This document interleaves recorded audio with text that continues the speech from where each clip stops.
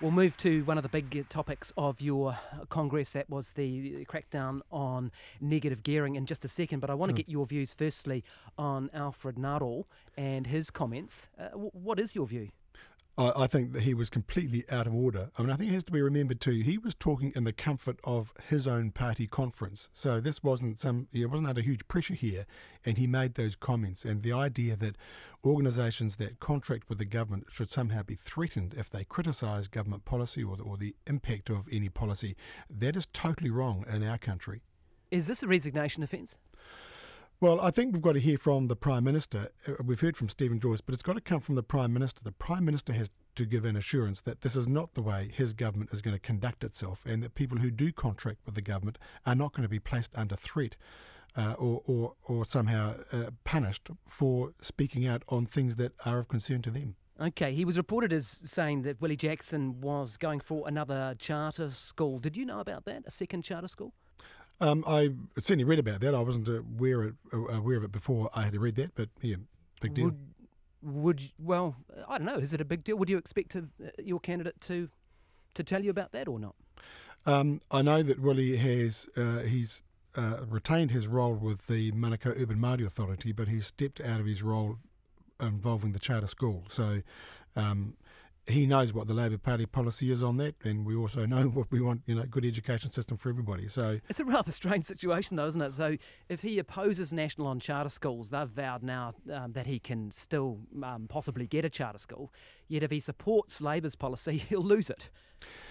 Well, I think that highlights, the problem with Alfred Ngaro's comments, speaking as a cabinet minister, saying that people who enter contracts with the government who then criticise the government are somehow going to be punished for that.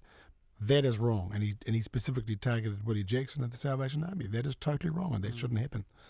Let's get on to your own policy announced at the conference, this crackdown and eradication over time of negative gearing. You said in your speech in the press releases that last year speculators used this loophole to avoid paying about $100 million in taxes.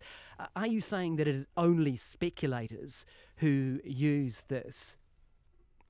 The biggest users of this tax loophole are the multiple property owners, the people who own 4, 5, 6, 7 properties, and the total value of the losses they're claiming are about $600 million, and the tax impact of that is $150 million of tax that's not paid. How do you know that it's not the so-called mum and dad investors, people who are saving for a nest egg for their retirement? How is it that you know that they are not using negative gearing? Some are, but most, because they are long-term investors in a single property, they want to own that property for many, many years.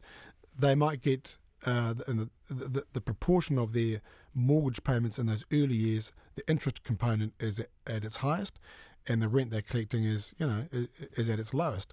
That changes over time because you collect more rent, and the proportion of the interest you're paying on your mortgage payment goes down. So they're not the big users of this. It is the ones who I don't know that you've got any evidence for that, though, have you? Have you got any actual evidence for that? Yeah, we know that over a third of the claim of the losses comes from those who have sort of set themselves up in the business of buying properties repeatedly, both overseas and domestic. So a third of those. So the other 2/3 are what, mum and dad investors? No, and then there are those who are a total range of property owners. There's a whole range of them.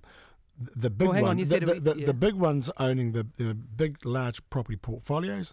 That's a big chunk of those who use the service. There's those who will have 3 or 4, and there's those who own 1 or 2. And we know that those who are owning 1 or 2 own those long term. They don't get access. They don't get to use this tax loophole for the life of that they own the property for. Well, when I could see some figures on this, I went back to the Herald 2016 article by Anne Gibson, September of 2016. She said 98,000 or 41% of landlords with New Zealand properties declared tax losses in 2015. So, that's nearly 100,000. There's got to be a lot of mum and dad investors in that group, don't there?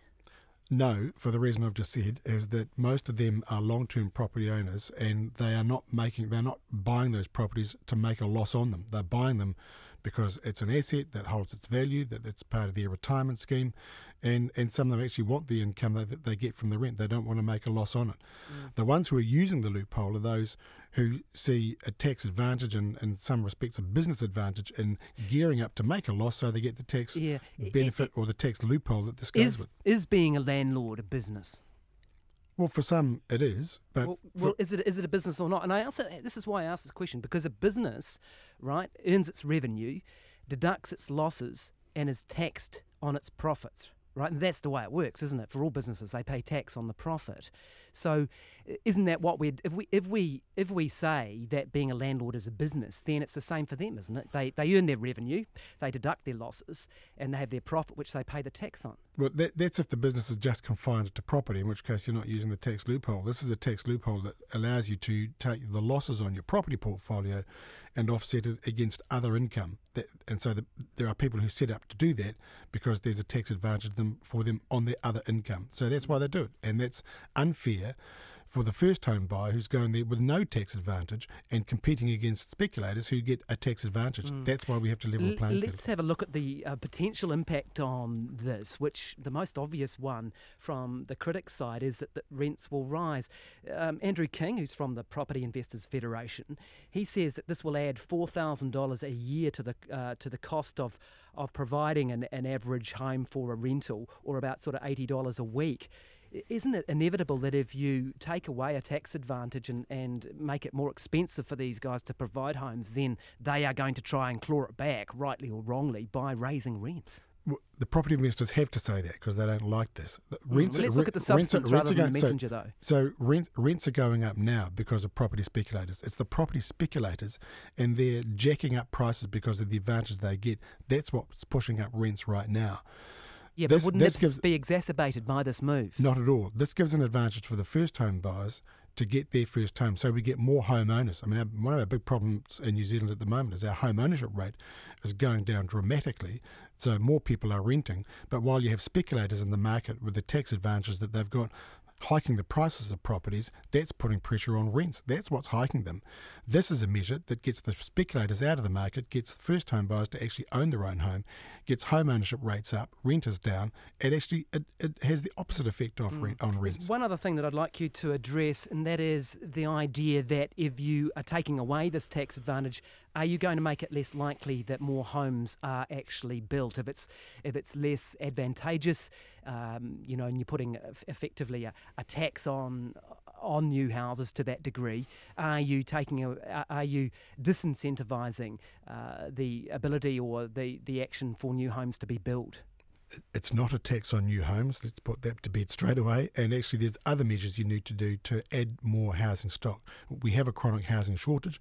We have a different policy that's about adding more houses and housing supply. So that again also helps to correct the market. More affordable homes means more first home buyers get those homes and will stabilise the market. Hey, thank you very much for your time this morning. Do appreciate it. That is Andrew Little. He's a Labour leader.